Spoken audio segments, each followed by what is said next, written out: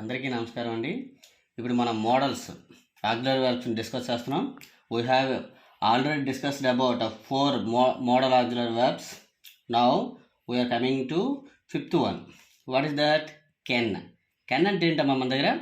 చూడండి, కెన్ అంటే చేయగలను, అంటే మనం ఏదైనా పని చేయగలను అని అనుకున్నట్లయితే ఈ కెన్ యూజ్ చేస్తాము. ఇక్కడ రాసిన చూడమ్మా, first point, can is use to denote the capacity. Capacity అంటే ఏంటమ్మా? సామర్థ్యము. కెపాసిటీ అమ్మా సామర్థ్యం, అంటే మన సామర్థ్యాన్ని కోసము ఇక్కడ కెన్ యూజ్ చేస్తారమ్మా. అందుకే మనం చేయగలను అని రాసాము. స్ట్రక్చర్ చూడండి, సబ్జెక్ట్ కెన్ V1. ఈ మోడల్స్ అన్నింటికి కూడా V1 యూజ్ చేస్తాం కాబట్టి V1 ప్లస్ ఆబ్జెక్ట్. ఎగ్జాంపుల్ చూద్దాం. I can run fastly. చూసారా, కెన్ యూజ్ చేసాము, ఫాస్ట్లీ అన్నాము. రన్ అంటే నేను ఫాస్ట్గా పరిగెట్టగలను. చాలామంది పరిగెట్టలేరు. So this is your capacity, కాబట్టి ఐ కెన్ రన్ ఫాస్ట్లీ అంటున్నాం. She can teach English. ఆమె ఇంగ్లీష్ని చెప్పగలదు. Pradeep can speak in English. Pradeep ఇంగ్లీష్లో మాట్లాడగలడు.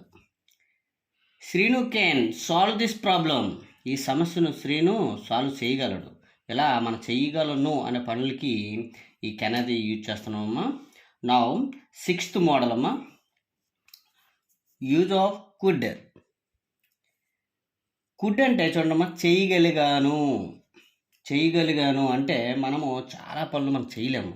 మనం చేయలేను అనుకున్న పనిని చేసామనుకోండి, అప్పుడు మనము చేయగలిగాను అనే సందర్భంలో చెప్తాం. చూడండి, could is use to indicate successful task.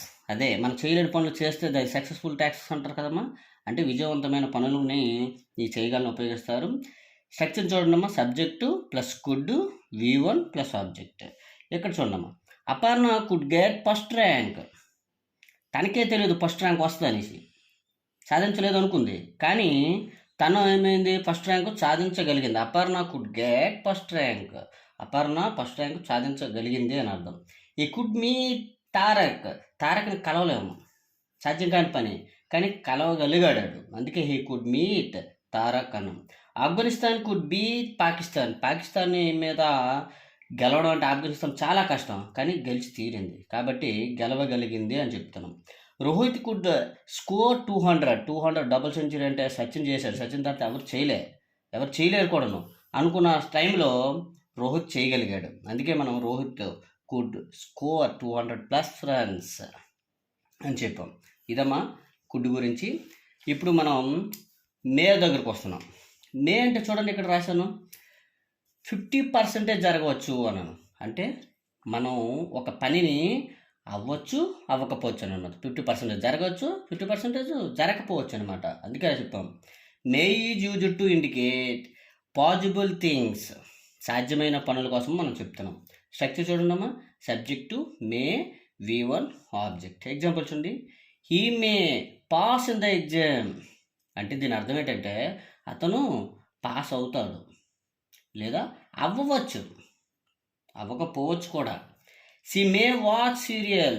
ఆమె సీరియల్ చూడవచ్చు, చూడకపోవచ్చు కూడా. They may play now. వాళ్ళు ఇప్పుడు ఆడవచ్చు, ఆడకపోవచ్చు. Ravali may become an IAS officer. Ravali IAS officer అవ్వచ్చు, అవ్వకపోవచ్చు. ఇలా 50% యాక్షన్స్కి మనము మే యూజ్ చేస్తాము. Now I'm coming to discuss the 8th one, might. Might అంటే రాసిన చూడండి, ఇక్కడ 20% జరగవచ్చు. 20% అంటే జరగడానికి తక్కువ, లెస్ పాసిబుల్. అదే రాసాం, might use to denote less possible things.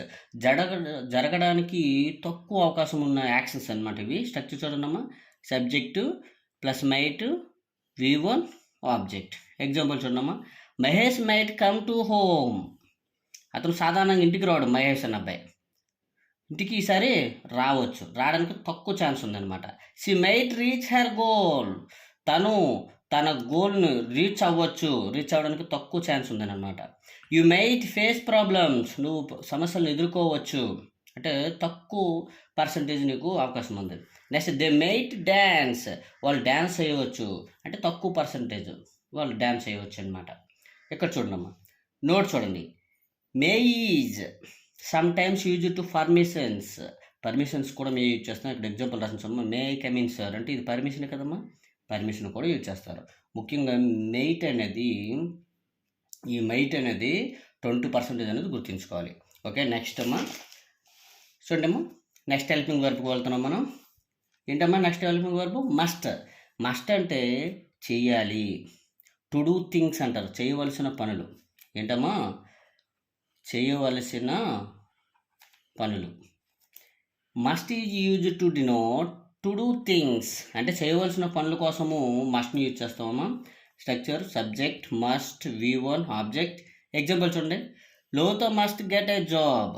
లోత అమ్మాయి మస్ట్ గెట్ ఏ జాబ్, జాబుని సంపాదించాలి. We must respect our parents, మన తల్లిదండ్రులు మనము ఏం చేయాలి? రెస్పెక్ట్ చేయాలి, అంటే గౌరవించాలి. He must leave his bad habits, అతను తన యొక్క బ్యాడ్ హ్యాబిట్స్ను వదిలేయాలి. They must come to college, వారు కాలేజీకి రావాలి. ఇవమ్మా మస్ట్ అంటే. ఇప్పుడు లాస్ట్ హెల్పింగ్ వర్బ్స్లో మనం 21 డిస్కస్ చేస్తున్నామమ్మా. 21 last 9 R2. R2 అంటే చేసి తీరాలి, ఇది మీకు కొత్తగా ఉంటుంది కాబట్టి దీని మీద మంచి ఫోకస్ చేయండి అమ్మా మీరు.